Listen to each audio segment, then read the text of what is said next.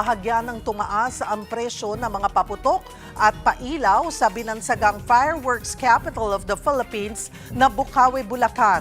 Para sa detalye, live na magbabalita si Mon Gualvez. Mon, kumusta ang bentahan dyan sa Bukawi?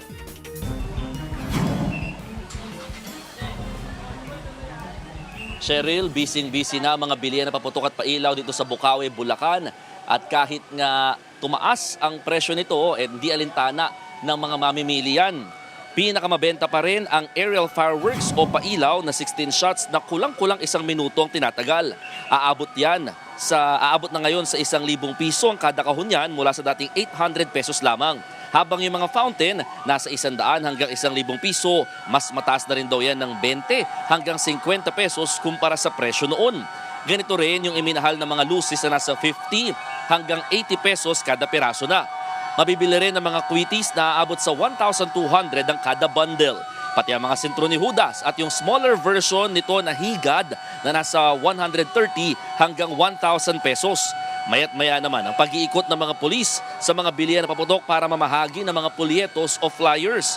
Target nilang mabalaan yung mga namimili patungkol sa mga ipinagbabawal na paputok. Kasabay na rin ang pagbabantay ng mga otoridad ang pagsigurong nasusunod ng kada tindahan yung may nakaredy na drum ng tubig oras naman na kailanganin. Kapansin-pansin din na marami-rami naglalako rito ng mga alternatibo sa paputok gaya ng mga turotot na may iba't ibang disenyo gaya ng parang baril-barilan. Nasa 100 hanggang 200 pesos ang presyuhan yan na pwede pa naman daw tawaran. Cheryl, di ko lang kung naririnig ninyo, no? Merong mga umaalingongaw na fire truck din dito sa lugar para nga magbabala sa mga nagtitinda patungkol din para maiwasan itong mga sunog na maaaring mangyari. Wag naman sana kapag ganitong maraming mga binebentang mga paputok. Sabi ng mga nagtitinda rito, pinaka dumadami daw talaga yung mga tao rito simula mamayang gabi at hanggang umaga na yan ng December 31 para naman sa mga last minute na mga buyers ng mga paputok at pailaw. Cheryl. Maraming salamat, Mon Gualvez.